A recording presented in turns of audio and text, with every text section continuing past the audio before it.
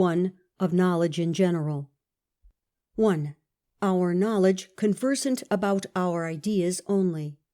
Since the mind in all its thoughts and reasonings hath no other immediate object but its own ideas, which it alone does or can contemplate, it is evident that our knowledge is only conversant about them. 2. Knowledge is the perception of the agreement or disagreement of two ideas. Knowledge then seems to me to be nothing but the perception of the connection of an agreement or disagreement and repugnancy of any of our ideas. In this alone it consists. Where this perception is, there is knowledge, and where it is not, there, though we may fancy, guess, or believe, yet we always come short of knowledge. For when we know that white is not black, what do we else but perceive that these two ideas do not agree?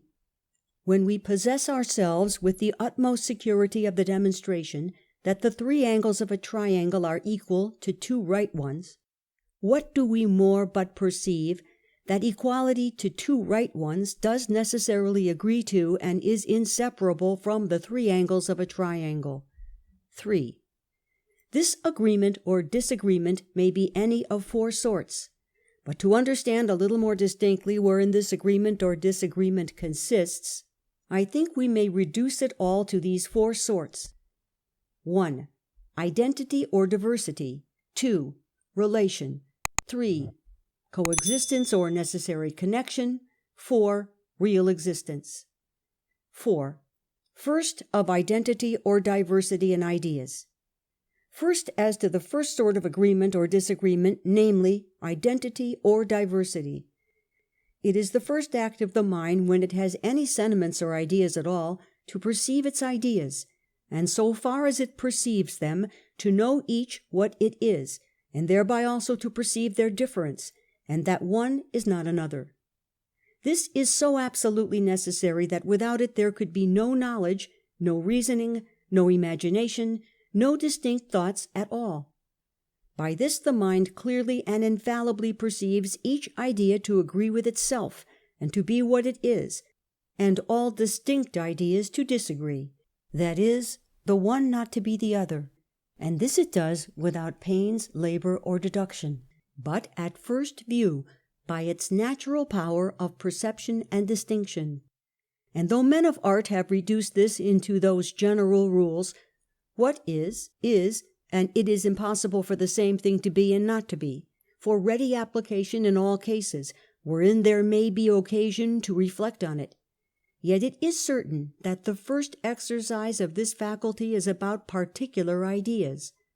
A man infallibly knows, as soon as ever he has them in his mind, that the ideas he calls white and round are the very ideas they are, and that they are not other ideas which he calls red or square. Nor can any maxim or proposition in the world make him know it clearer or surer than he did before, and without any such general rule.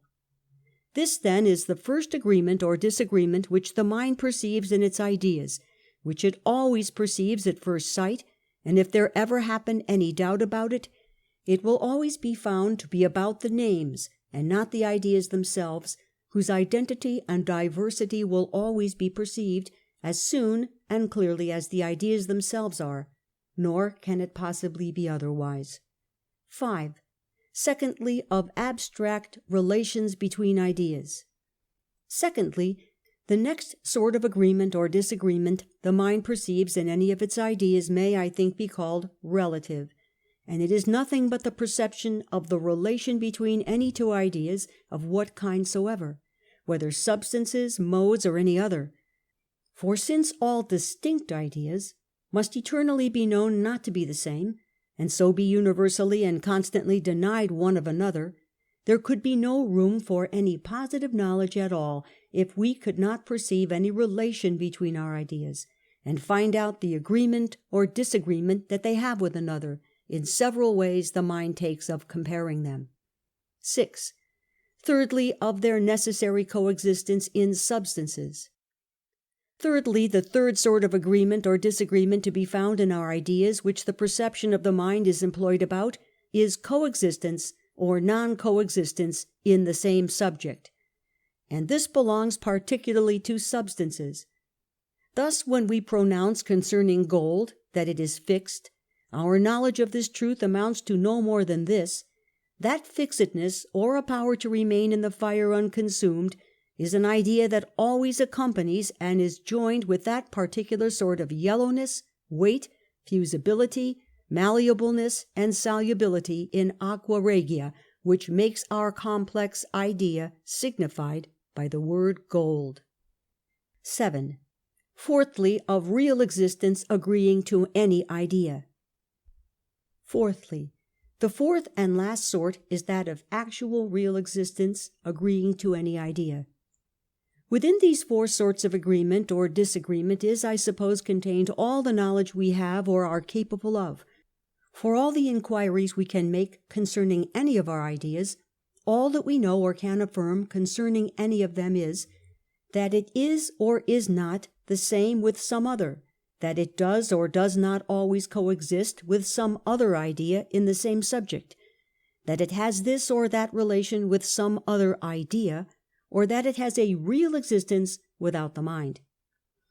Thus, blue is not yellow is of identity. Two triangles upon equal bases between two parallels are equal is of relation.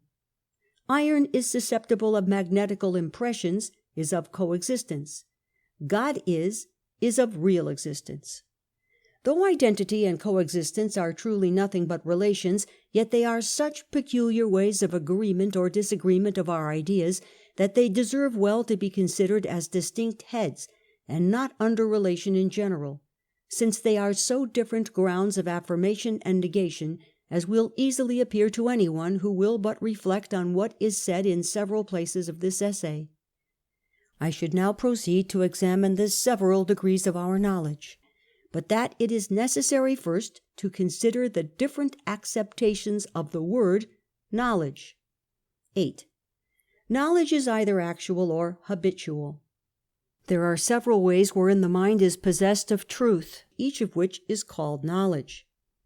1. There is actual knowledge, which is the present view the mind has of the agreement or disagreement of any of its ideas, or of the relation they have to one another. 2. A man is said to know any proposition which, having been once laid before his thoughts, he evidently perceived the agreement or disagreement of the ideas whereof it consists, and so lodged it in his memory, that whenever that proposition comes again to be reflected on, he, without doubt or hesitation, embraces the right side, assents to, and is certain of the truth of it. This, I think, one may call habitual knowledge.